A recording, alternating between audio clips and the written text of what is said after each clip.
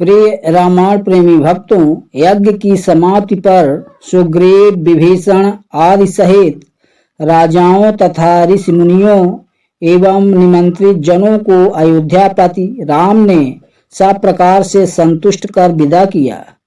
इसके पश्चात उन्होंने राजकाज में मन लगाया। प्रजा का पालन करते हुए उन्होंने असंख्य यज्ञ एवं धार्मिक अनुष्ठान किए।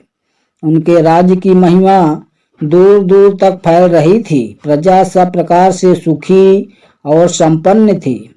पुत्रों एवं पौत्रों की समृद्धि एवं श्रद्धा से घिरी हुई माता कौशल्या ने इस संसार का त्याग किया।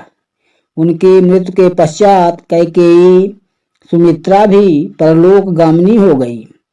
भरत के पुत्र तक्ष और पुष्कल जब बड़े हुए तो कैकेयी, नरेश तथा भरत के मामा युधाजित ने श्री राम के पास संदेश भेजा कि सिंधु नदी के दोनों तटों पर गंधर्व देश बसा हुआ है। उस प्रदेश में गंधर्वराज सैलूस अपने 3 करोड़ महापराक्रमी गंधर्वों के साथ राज्य करते हैं। यदि आप उस प्रदेश को जीतकर सिंधु देश के दोनों ओर के प्रांतों को तक्ष और पुष्कल को सौंप दें तो अति उत्तम होगा। कैकेयी नरेश की आज्ञा को शिरोधार्य कर श्री राम ने भरत को गंधर्व देश पर आक्रमण का आदेश दिया। कैकेयी, नरेश, युधाजित भी अपनी सेना लेकर भरत के साथ आ मिले। दोनों सेनाओं ने मिलकर गंधर्वों की राजधानी पर धावा बोल दिया।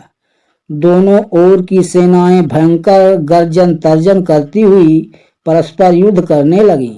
देखते देखते समर भूमि में रक्त की नदियां बह चलीं।